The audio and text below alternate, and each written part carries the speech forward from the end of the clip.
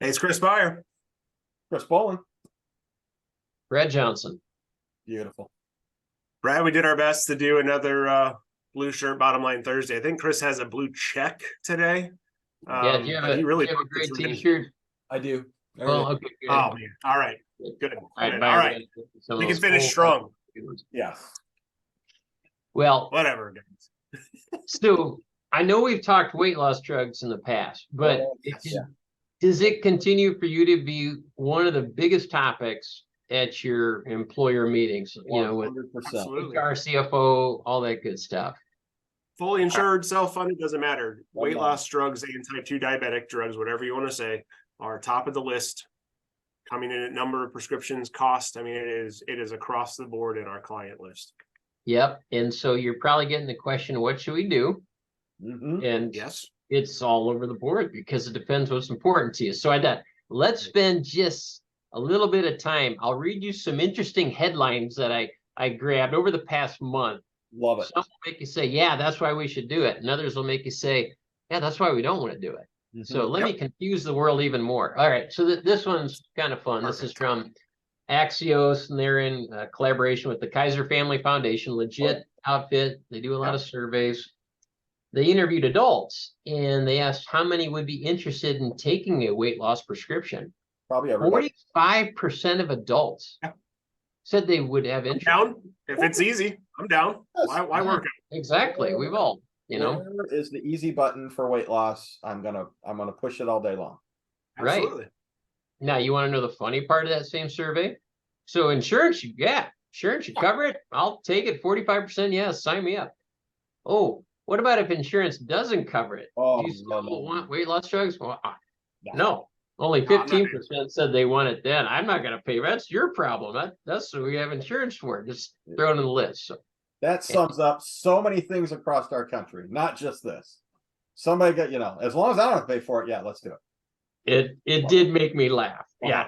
So that one's on the, okay. This headline kind of grabbed my attention. So doctors warn that these weight loss drugs may cause risk of complications while you're under anesthesia. So I'm like, I've got to read this. What's that about? Fascinating. So, when the doctor says don't eat or drink 8 hours before the procedure, that's on a normal stomach where food moves through at that rate. They found that people on these drugs even waited 20 hours or more, and while they're unconscious, the food came back in their lungs and caused some real trouble. So it's going through their bodies slower. So they're saying slows digestion, not just slows your appetite. It actually slows the process of digestion. Yes. Yeah. That's scary. I was with 7 orthopedics last Wednesday night, and every one of them said now it has to be a pre-surgical question. And one of the docs said 48 hours now. Now you have to fast for 48 hours. Oh, wow. On time, man. 2 days. Wow. But you think about that. If we have enough situations where people have aspirated under anesthesia that it became an article, it's happening enough. And now to hear that confirm that they're changing protocols, that's a scary thing. Yeah. I don't like to not eat, but 48 hours makes me really not comfortable to go do that surgery. So now let's talk about, and again, Brad, I'm sorry to get off topic, but now let's talk about one of the organizations that we all have really supported out of Iowa City that's done a lot of research around how do you go into the surgery room prepared because you're putting your body through shock. Yep. Now let's double your fasting period. Now your body is really going to be struggling to repair itself after a shock like a surgery. Yeah. It's a lot of change. A lot of change. Yeah, you wonder if maybe one of the protocols would be go off those drugs for a few weeks before surgery too.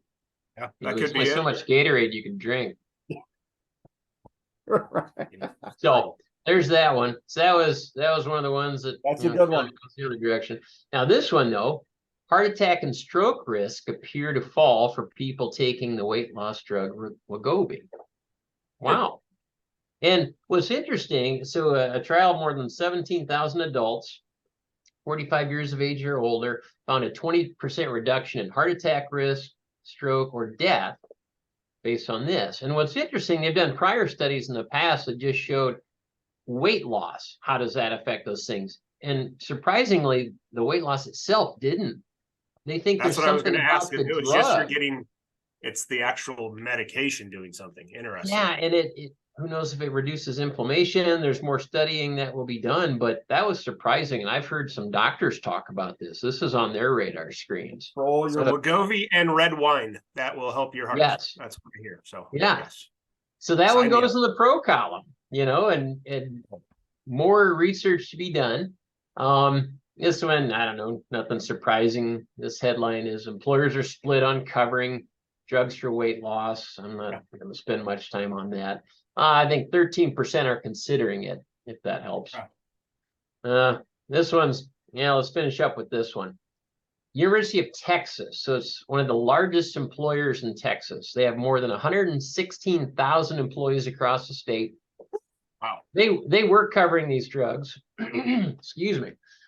They now said no. Effective September 1st, they're not. It got too expensive. They're spending more on these drugs than they were on expensive cancer drugs for their population. Wow. It just went out of control. Sure. They figured on a certain number would, and it blew that out of the water. So they stopped doing it. In that same article, they go on to talk about a St. Louis health system, Ascension. They had 139,000 employees, made the same decision. They're no longer going to cover it. So, well, 45% of them are going to take it when it's covered. Yeah, So that's a lot of prescriptions. Yeah, at yeah, 20 grand a pop. I mean, it's just, this goes back to when I was at that UHC convention. Remember, we actually talked about this on the bottom line, and they had their actuary up there, and then they had their medical director. And of course, the medical director, agreed is that there are benefits that can happen from this. And the actuary is like, not at 20 grand a year. He's like, I can never prove that we would save money long term.